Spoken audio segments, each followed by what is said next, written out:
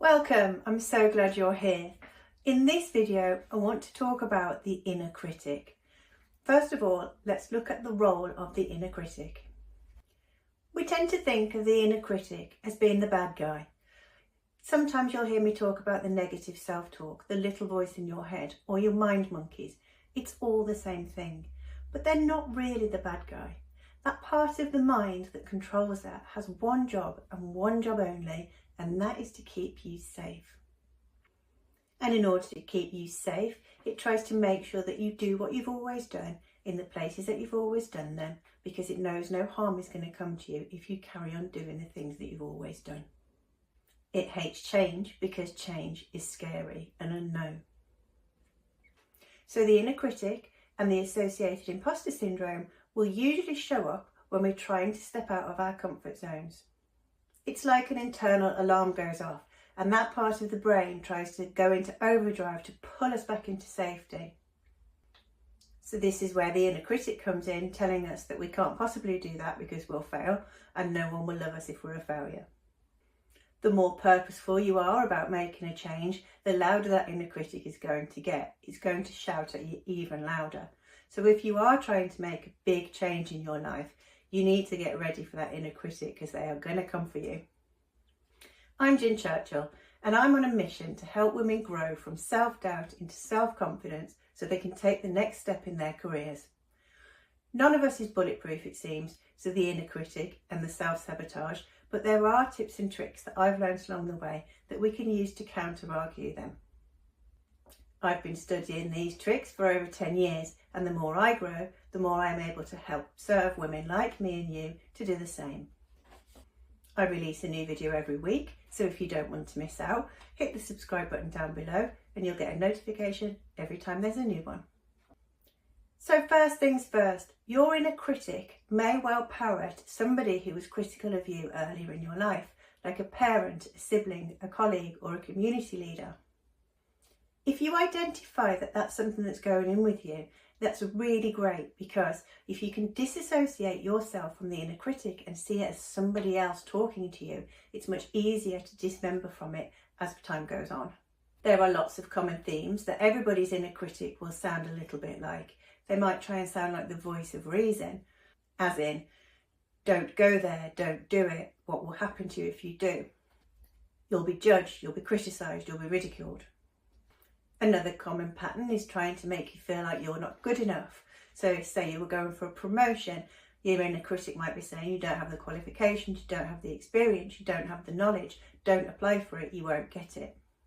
Left unattended, your inner critic is a constant stream of negativity going into your subconscious brain without you even realising it. Once you start to notice it, you'll realise there are core messages that it repeats over and over again, a little bit like the ones I was talking about earlier. The voice of reason, or you're not good enough. But do you know what? If one human was doing that to another human, it's called psychological torture, and there are severe mental anxieties that go with that. It's so severe, it's considered inhumane and is condemned by international human rights standards. So why on earth are we allowing ourselves to torture ourselves in that way? If this is ringing bells for you and you're curious to see if your inner critic and imposter syndrome are creeping in, there's a 10-question quiz. The link for it is down below. You can take that and get some real insights and self-perception. So go ahead and download that now. So once you're noticing the negative self-talk that's going on, it's time to reframe your stories. First of all, notice where you're using negative self-talk and how you're using it. How often are you really spending time in the negative rather than the positive? We all use phrases like, I'm so stupid, I'm no good at maths, don't you worry, I'm at the bottom of this list for sure. And we say it in banter, we're usually laughing about it, but we have to start taking this seriously. Even the way we respond to the everyday question, how are you, is a pattern, and for some people that's really negative. How often have you heard the phrase, don't ask, in response to, how are you? We might think we're being sarcastic and coy, but our bodies and our minds are listening, so we need to be saying the right things. Because whether we're in the positive or in the negative affects the way we PR ourselves, the way people treat us, how we feel about ourselves, in other words, our self-worth, our self-esteem. It even affects our physical strength. And I know you might laugh at that one, but it is absolutely true. So not only do we think about the stories that we're telling to the world, but also how we feel about them when we're telling them. And you can start to answer that inner critic back. I always think to myself, what would I say on a good day? That's the story that you need to be telling your inner critic back on a bad day when he's trying to attack you or she's trying to attack you. Another way of thinking about it is if a friend of yours came up to you and said, I really, really want to try this thing, whatever that might be, but I'm not really good enough and I think I'd fail at it anyway, so I shouldn't probably try to do it anyway. Anyway, who do I even think I am to even think about the thing? How would you answer them? You wouldn't agree with them, would you? You'd tell them to go for it. You would encourage them, maybe even break down the thing into tiny goals so that you can do it a bit at a time.